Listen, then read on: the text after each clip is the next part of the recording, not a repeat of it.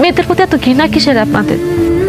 শুধু আপনি না, পৃথিবীর হাজার হাজার পরিবার, হাজার হাজার স্বামী, পিতা শুনলে মেয়ে সন্তান হওয়ার শুনলে তাদের চেহারা চেঞ্জ হয়, তার আচরণ চেঞ্জ হয়ে যায়। কেন?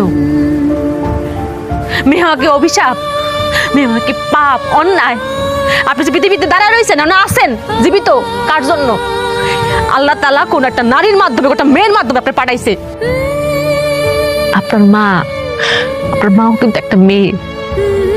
কোন কিতাব, কোন কোরআন বই পুস্তকে লেখা আছে যে বাপের পায়ের নিচে সন্তানের বেহেশত?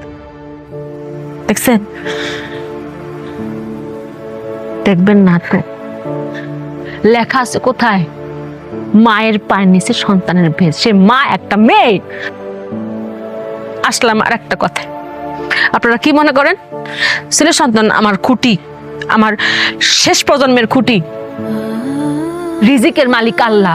কার মাধ্যমে আল্লাহ খাওয়াবেন এটা একমাত্র আল্লাহ তাআলা ভালো জানেন। সেটা একটা ছেলের মাধ্যমে হইতে পারে, একটা মেয়ের মাধ্যমে হইতে পারে, যে কারোর মাধ্যমে হইতে পারে। কেউ কাউরে খাওয়াইতে পারে না। আল্লাহ পাক খাওয়ান কারোর মাধ্যমে হয়, কারোর উসিলা হয়। আর ছেলেটা যদি খুঁটি হইতো তাহলে এই বাংলাদেশে বৃদ্ধাশ্রমের সংখ্যা বাড়তো না।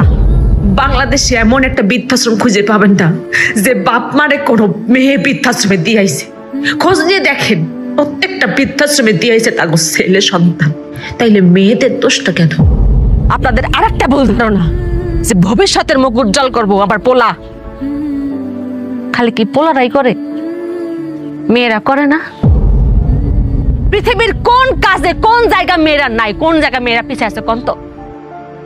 ডাক্তার, ইঞ্জিনিয়ার, পাইলট কোন জায়গা নাই? আরেকটা কথা তো আমরা সবাই জানি যে আল্লাহ পাক যখন খুশি হন তখন তার ঘরে মেয়ে সন্তান দেন।